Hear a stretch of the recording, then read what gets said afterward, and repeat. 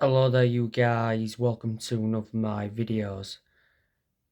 PSV star Cody Gakpo arrives in England ahead of his medical at Liverpool. On Boxing Day, the Dutch club announced that Liverpool reached an agreement to sign Cody Gakpo for a fee of between 35 million and 45 million. So yeah, Liverpool Football Club have signed Cody Gakpo. That's disappointing for Manchester United because at one point Man United were in pole position to sign Cody Gakpo. So yeah, Manchester United have missed out on him. Cody Gakpo, he was at PSV for a good 15 years or so. He risen up their academy.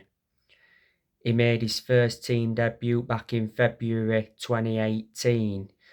He was under contract with PSV until 2026. Now, I want to give you some news on Enzo Fernandez. So, again, Bruno, is it Adelaide or Adelaide, something like that, has said that Man United are the favourites to sign Enzo Fernandez. It mentions that Chelsea are in the race, Liverpool are interested, but they prioritise Bellingham. Man United are willing to pay Enzo Fernandez his 105 million release clause. Well, so to a Chelsea, they're willing to pay his 105 million release clause as well. Enzo Fernandez is at Benfica. He hasn't been at Benfica that long. Benfica signed him from River Plate for 10 million euros. He is under contract with Benfica until 2027. He is a central midfielder. It is not long now until the January transfer window opens. You know, the January transfer window will be Erik ten Hag's second transfer window as Man United manager. So far, he's enjoyed one transfer window and he's brought 6 additions to the squad. He brought Terrell Malacia in, Christian Eriksen, Lisandro Martinez, Casemiro, Anthony and Martin Dubravka. Ten Hag has spent over 200 million so far as Man United manager.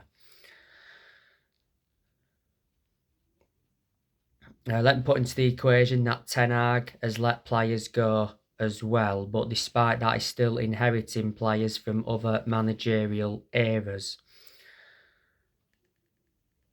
You know, we've seen a lot of players depart the club this year. Ronaldo got sacked. Cavani and Mata left on free transfers. Man United sold Andres Pereira. We sold James Garner. Let Pogba and Matic go on free transfers. We loaned Ethan Laird out, loaned Hannibal Mejbri out, loaned Amad Diallo Traore out, loaned Tellez out, loaned Bailly out, let Lingard go on a free, loaned Dean Henderson out, Lee Grant left earlier on this year. So they are a lot of the players that have left the club this year. And certainly next year, Ten Hag will be looking to get rid of more players. Like I said, next year, I think he'll get rid of Tellez permanently, get rid of Bailly permanently, probably get rid of Dean Henderson permanently. He'll get rid of Phil Jones, get rid of Brandon Williams. He'll get rid of Tuanzebe. Harry Maguire will probably leave the club as well. Well, Maguire's being told he can leave in January for the sake of his career. Looks like Wan-Bissaka's on his way out of the club as well, because obviously Diego Dalot's Man United's first choice right back. Bissaka has only played the last 4 games or so because Dalot's been unavailable for injury, but to Bissaka's credit, you know, he has really stepped up.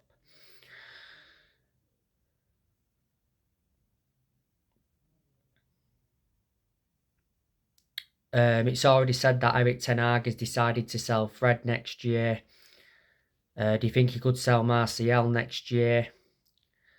Do you think possibly Jadon Sancho could be on his way out of the club? He hasn't played for a while due to lack of fitness. But we've got quite a lot of winners now. You've got Rashford on a wing. You've got Alanga that can go on the wing. Garnacho's a winger. Antony's a winger. So how's Jadon Sancho going to get in? Tom Eaton, I definitely think we'll get rid of him as well next year because he's Man United's third choice keeper, with obviously Man United bringing Martin Dubravka in on loan from Newcastle. So there you go. Like I said on the match reaction from the Forest game, Erik ten Hag confirms Man United are in the market for a new striker. Obviously, we're looking to replace Cristiano Ronaldo.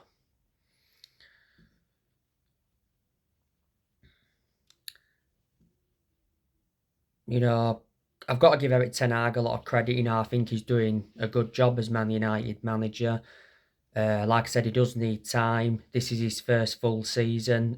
Ten Hag's expectations this season is to get Man United a top 4 finish. Reflecting on that win against Forest, we are within 1 point of the top 4. And if Ten Hag could win a trophy this season, that'd be even better because Man United have not won a domestic trophy since 2017.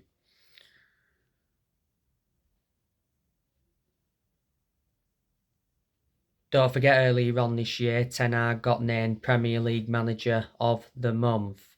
He replaced Rangnick this year. He's Man United's 5th permanent manager since Ferguson. Revert back to when Ten Hag was at Ajax, he did very well because he won Eredivisie titles, Dutch Cups. Back in 2019, guided Ajax to the Champions League semi-finals, and he developed the young players well.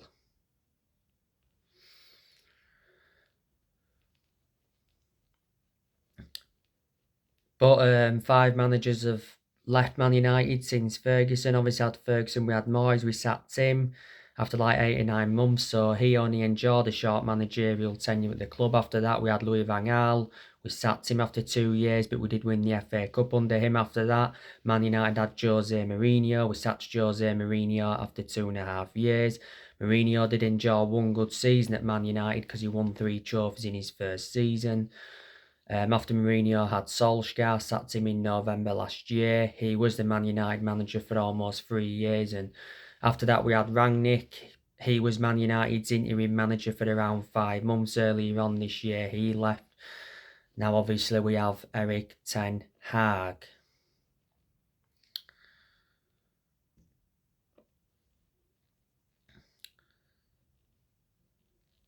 Obviously, Ten Hag is not going to replicate what Ferguson did at the club. I don't think anyone will replicate what Ferguson did at the club. Alex Ferguson, greatest manager of all time. He brought success to Manchester United because he won 30-odd trophies, including 13 Premier League titles, but he didn't settle in straight away because he didn't win out in his first 4 years at Man United. Ferguson was a long-serving manager at Man United. He was the Man United manager for around 26 years. He retired almost 10 years ago. The only mistake Ferguson made was recommending David Moyes in when he retired, but the reasons he did that, because at the time he had a lot of time for Moyes and they're both Scottish. Ferguson's obviously now at United, still in an advisory role. Obviously, you've got Mitchell van der Gag and Steve McLaren at the club, who Erik ten Hag recommended in. Benny McCarthy's at the club. John Murtaugh and Richard Arnold are at the club. Unfortunately, the Glazers are still at Man United, but they're aiming to sell the club by spring, which is March time. The Glazers have set an asking price of between 6 to 7 billion to sell Man United. So Man United should have new owners by the end of the season. The Glazers have owned Man United for around 17 years. They purchased the club for around 790 million back in 2005. But for a while now, United fans have been protesting against the Glazers. The other week, it said that Avram Glazer said to have held talks with investors from Saudi and Qatar. The other week, it said Amazon were interested in buying the club. Amazon is an American multinational technology company. A few weeks ago, it said Apple were interested in buying the club as well. For quite some time, Sir Jim Ratcliffe's been interested in buying Man United. Ortega's been interested. But we'll see who, buys the club.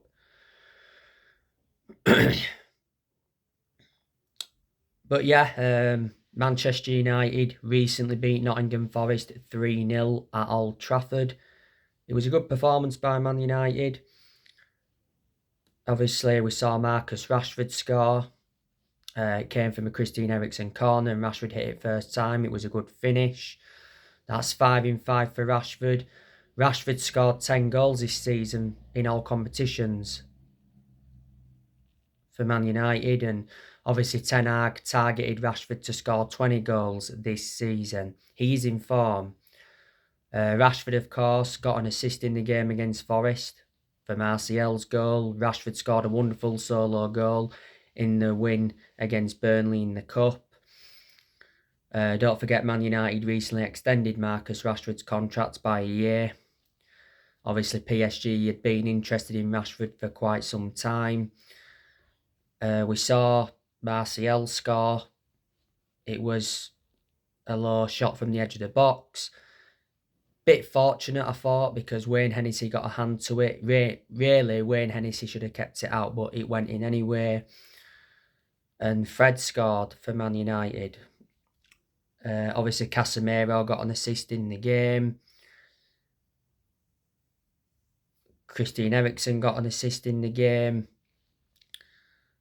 And obviously, Rashford got an assist, like I said. Nottingham Forest did have a goal ruled out by VAR.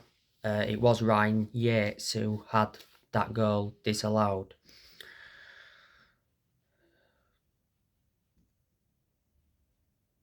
As you all know, Manchester United's next game is Wolves at Molineux. I recently gave you the preview for that game. Like I've already mentioned on another video, I'll be giving you my predictions for that game. I predicted 11 as well. That'll be today or tomorrow. Oh, and I've got to do my play ratings in the Forest game. Don't worry, that video will come up. So anyway, guys, that's everything to update you with. Drop your comments, likes below on the channel if you do consider subscribe as always, and take care. God bless. See you all again very soon.